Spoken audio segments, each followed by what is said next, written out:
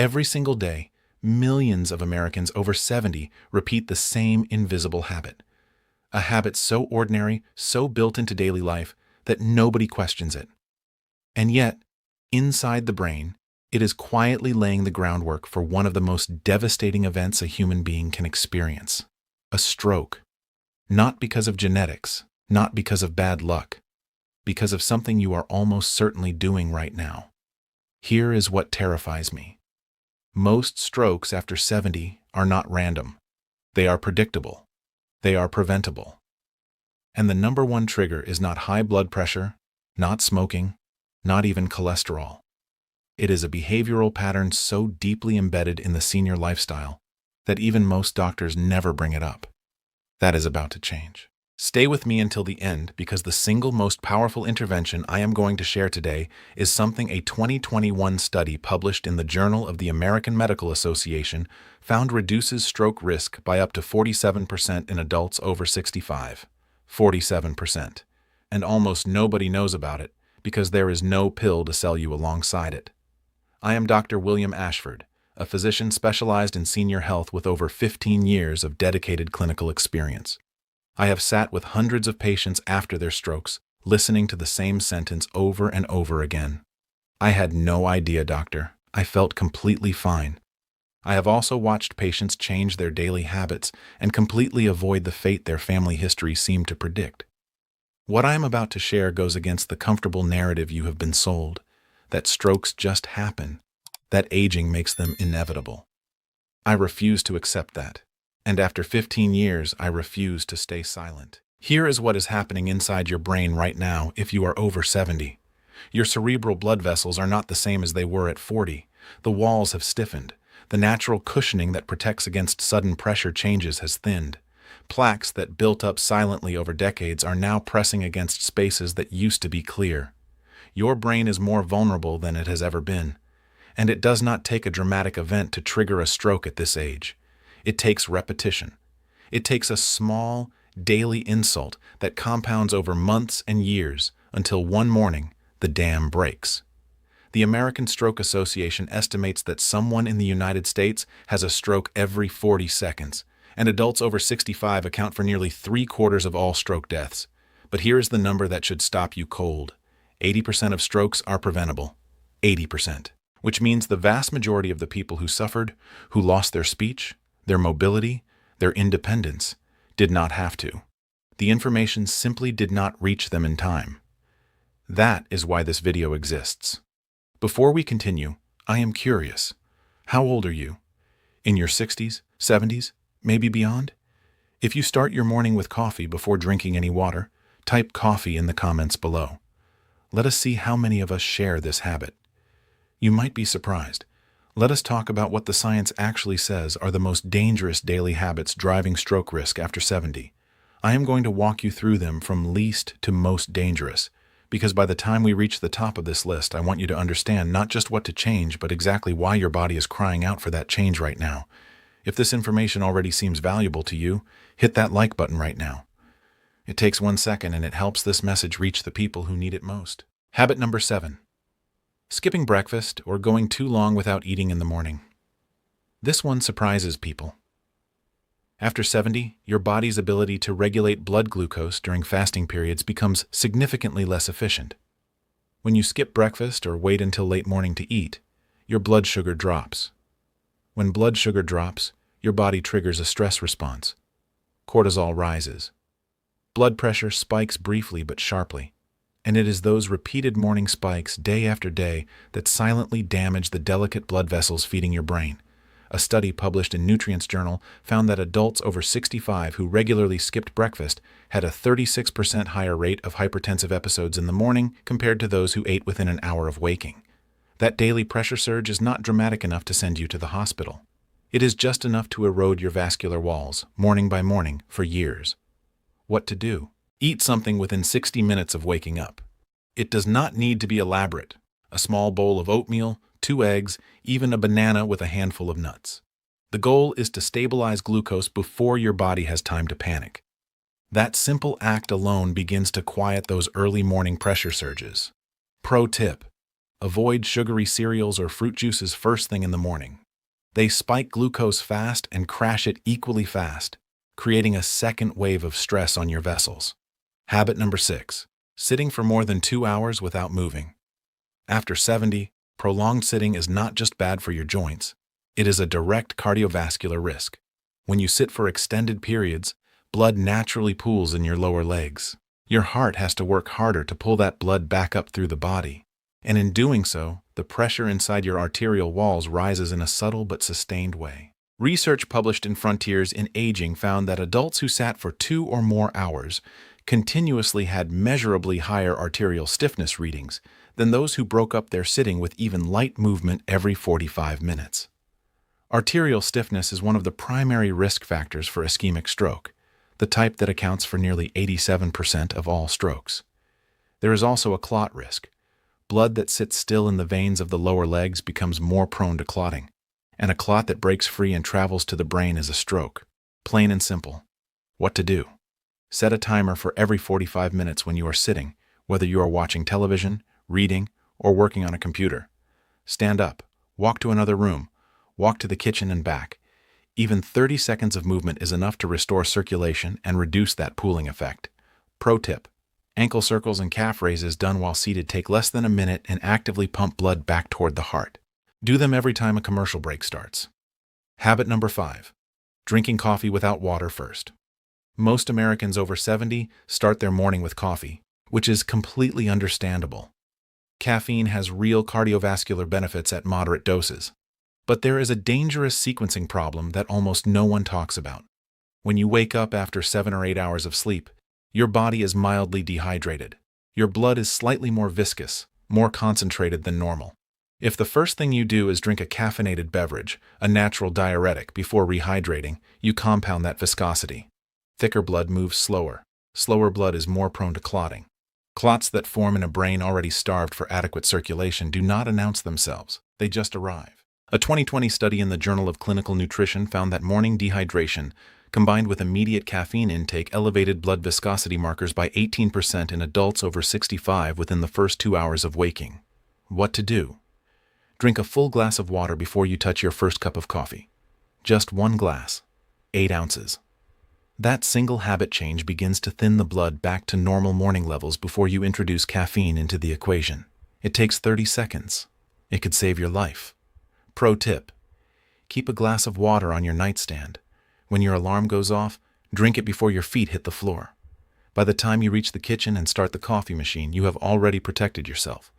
I want to tell you about a patient of mine. His name was Robert. Robert was a 73-year-old retired firefighter from Chicago. He came to my office after his wife had noticed he was slurring his words occasionally in the morning, just briefly, just for a few seconds. His blood pressure readings at home were borderline. Nothing alarming on paper. But Robert had been starting every single morning the same way for 40 years. Coffee first, water never.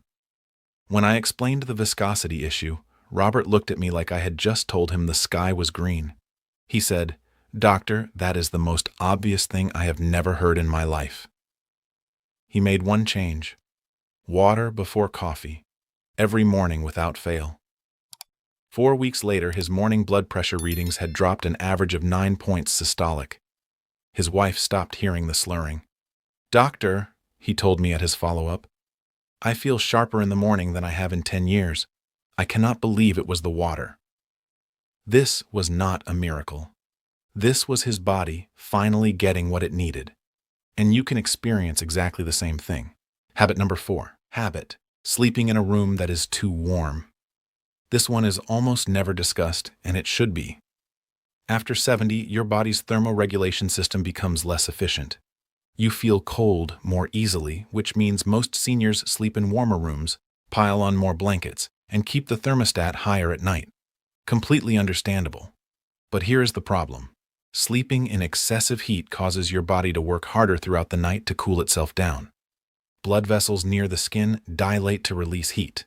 Your heart rate increases, and your blood pressure, which should be dropping during sleep in a natural restorative cycle called nocturnal dipping, stays elevated instead. Adults who do not experience proper nocturnal dipping have up to a 30% higher risk of stroke compared to those whose blood pressure falls normally during sleep, according to research published in the Journal of Applied Physiology. Furthermore, heat causes sweating during sleep, even mild sweating you might not notice. That overnight fluid loss compounds your morning dehydration and brings us right back to thicker, slower-moving blood at exactly the most vulnerable time of day.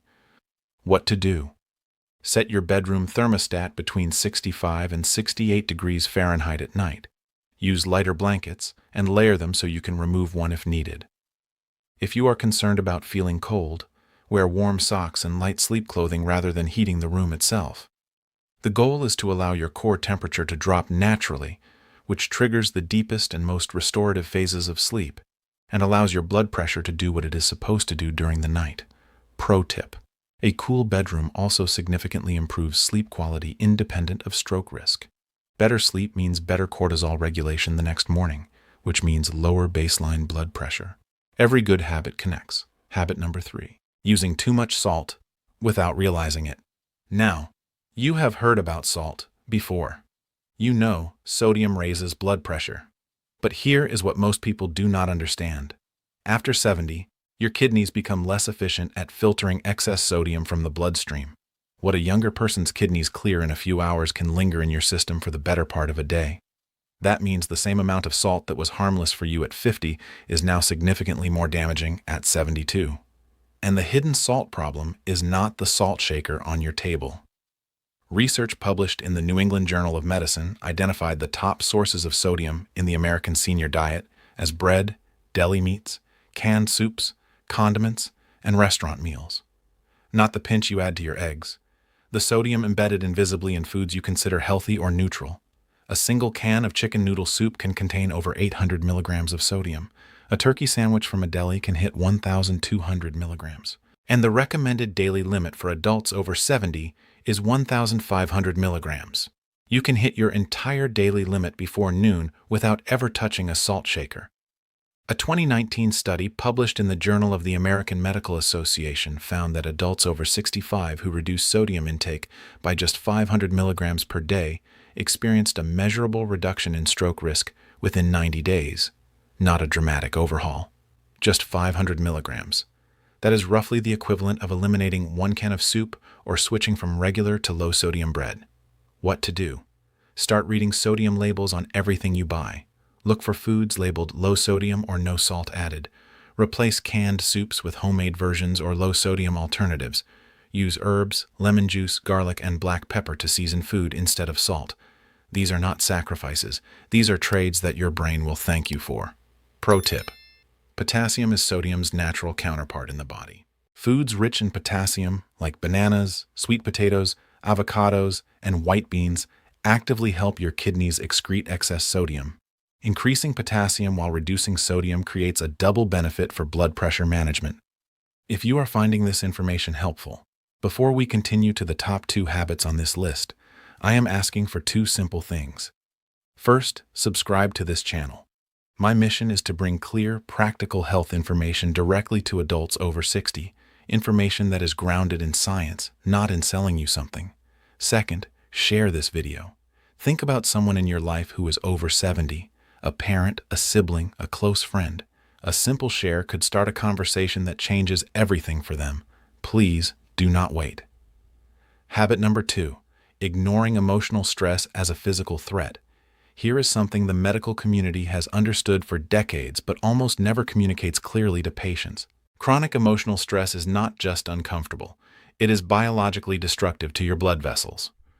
When you experience stress, your body releases cortisol and adrenaline. Both of these hormones cause your blood vessels to constrict. Your heart rate climbs. Your blood pressure spikes. In a young person with flexible, healthy vessels, this response resolves in minutes and the vessels return to normal. In a person over 70 with already stiffened arterial walls, that constriction is far more forceful, the pressure spikes are higher, and the recovery is slower. Now here is the part that concerns me most. The stress that is killing seniors is not dramatic crisis stress. It is low-grade, chronic, background stress. Worry about finances, loneliness, watching the news for hours every day, conflict with family members. the quiet grief of losing friends and a spouse. These are not dramatic stressors that anyone would identify as medically dangerous, but their cumulative biological effect is identical to any other chronic hypertensive trigger. A landmark study published in the New England Journal of Medicine followed adults over 65 for 8 years and found that those with high chronic stress scores had a 42% higher incidence of ischemic stroke compared to low-stress peers, even after controlling for blood pressure, cholesterol, and smoking. 42%. From stress that most people would describe as just everyday worry. What to do? You cannot eliminate all stress, but you can interrupt its physiological cascade. Deep diaphragmatic breathing for 5 minutes activates the parasympathetic nervous system and directly lowers blood pressure. Progressive muscle relaxation before bed reduces overnight cortisol. Limiting news consumption to 30 minutes per day, preferably not before bed, removes one of the most consistent sources of chronic low-grade alarm in the senior population. Social connection is not optional. It is medicine. Adults over 70 with strong social networks have measurably lower baseline cortisol and blood pressure than isolated peers. A phone call, a coffee with a neighbor, a weekly family dinner. These are not luxuries. They are cardiovascular interventions. Pro tip: if you wake up between 2 and 4 in the morning with racing thoughts, do not fight it. Get up, write down what is worrying you, and go back to bed. The act of externalizing the worry onto paper quiets the brain's alarm center significantly better than lying awake trying to suppress the thoughts. I remember Dorothy, a 78-year-old retired school principal from Boston. She came to my office after her second TIA, a transient ischemic attack, what people call a mini-stroke. Her blood pressure medications were appropriately managed. Her diet was reasonable. But Dorothy had been watching the news for 3 to 4 hours every single day since retiring. She had no close friends nearby. Her children lived across the country. And she had not told anyone, because she did not want to be a burden, that she cried alone most evenings. I did not change her medications. I changed her afternoon. We agreed she would limit news to 30 minutes after breakfast, no more. She joined a weekly book club at her local library. She called one of her children every evening instead of watching the late news. 3 months later, her blood pressure readings had stabilized in a way that years of medication adjustment had never achieved. She told me at her follow-up, "Doctor, I did not realize I was doing this to myself. I thought worrying was just who I was. I did not know it was attacking my brain." She has not had another TIA in 2 years. This was not luck. This was biology responding to what it needed. And now we arrive at the number one habit, the single most dangerous, most common, most completely overlooked daily behavior driving stroke risk in adults over 70. Are you ready? Habit number 1. Chronic dehydration mistaken for normal aging. I have saved this for last because I believe it is the single most impactful, most reversible, and most consistently underestimated stroke risk factor in the senior population. And here is why it is so insidious. After 70, your thirst mechanism breaks down. The hypothalamus, the region of the brain responsible for triggering thirst, becomes less sensitive with age. You can be significantly dehydrated and feel absolutely nothing.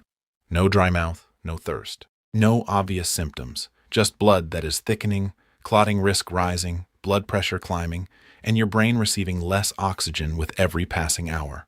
A 2021 study published in the Journal of the American Medical Association, the one I referenced at the beginning of this video, found that adults over 65 who maintained consistent daily hydration had a stroke incidence 47% lower than those who were chronically mildly dehydrated. Not severely dehydrated, mildly. The kind where you feel fine, the kind that describes the majority of American seniors on any given day. Here is the mechanism in simple terms. Blood is approximately 83% water. When water levels drop, even by a few percent, blood becomes more viscous, more concentrated. It moves more slowly through narrowing arterial passages.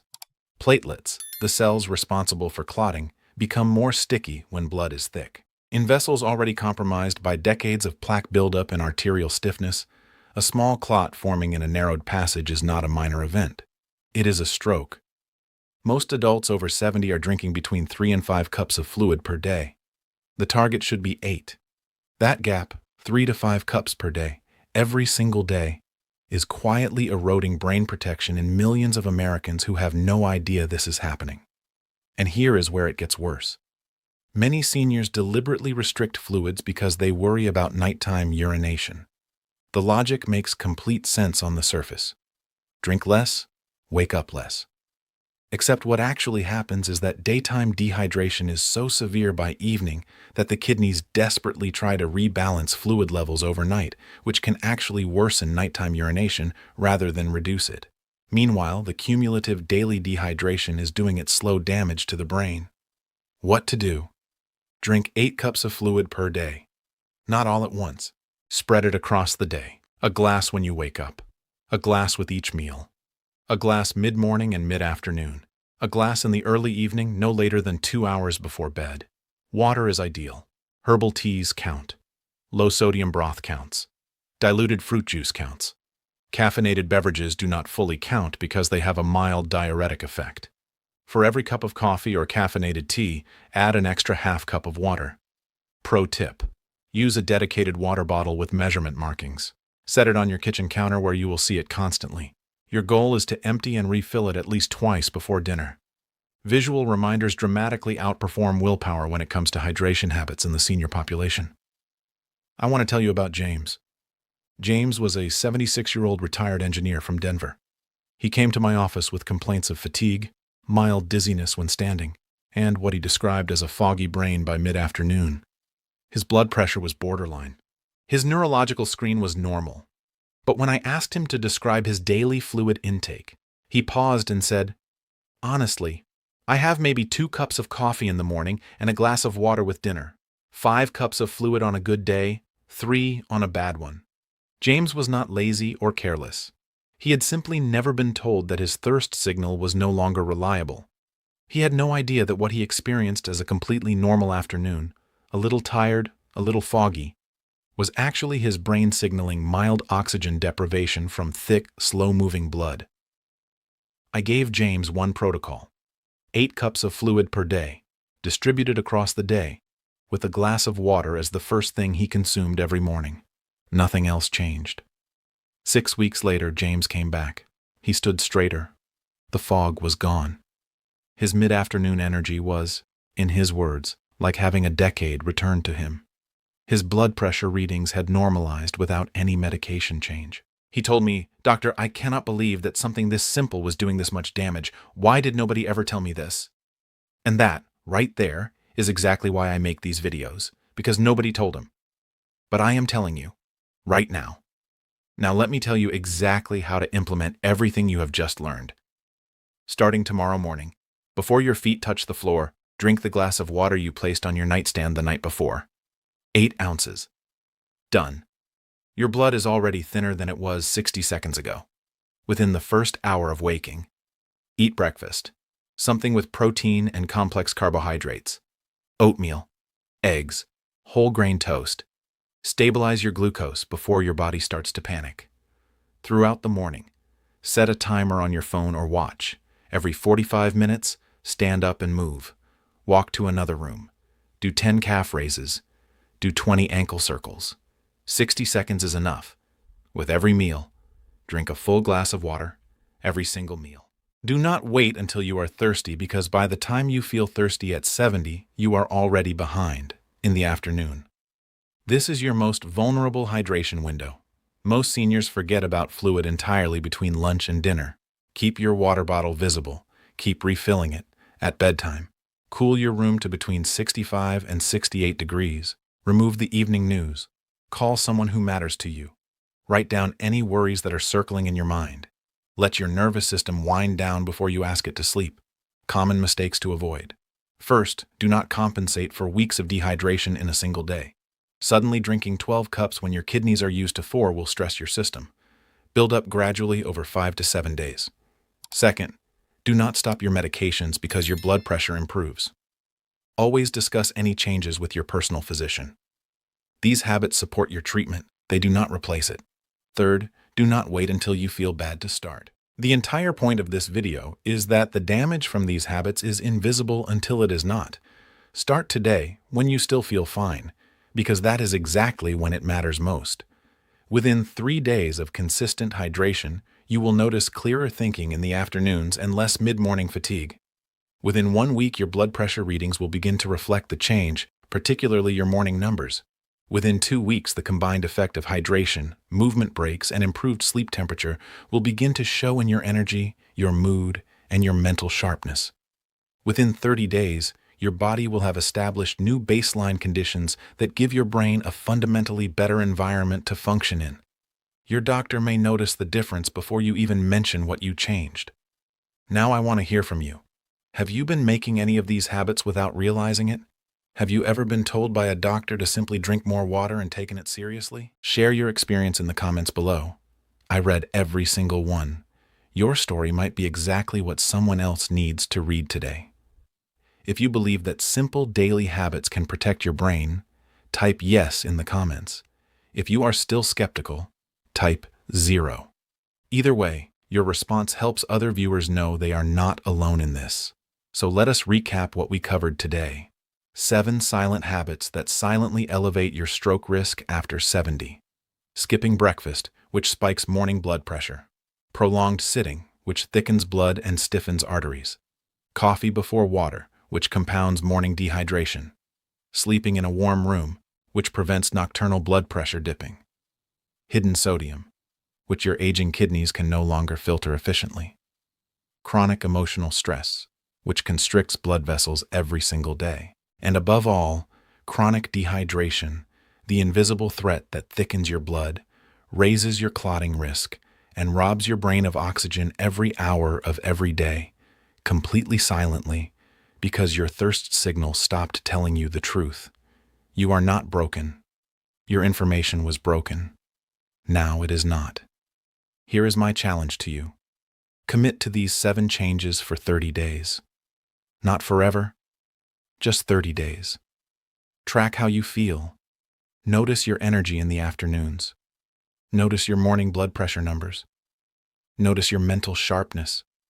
Notice whether the fog that you assumed was just aging starts to lift. Your brain will thank you.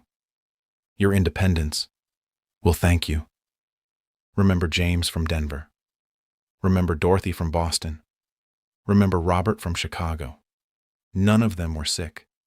None of them were dramatically unhealthy. They were just doing what millions of seniors do every day. What everyone told them was normal. What nobody had ever challenged. And when they changed those habits, their bodies responded immediately, because that is what bodies do when you finally give them what they need. If this video helped you, please smash that like button. Subscribe for more real, practical health information designed specifically for adults over 60. And share this with someone you love, a parent, a sibling, a friend. You will never know whose stroke you just prevented with a single click. Because remember, aging does not take away your body's ability to recover. It simply reminds you to care for it the right way. Take care of yourself.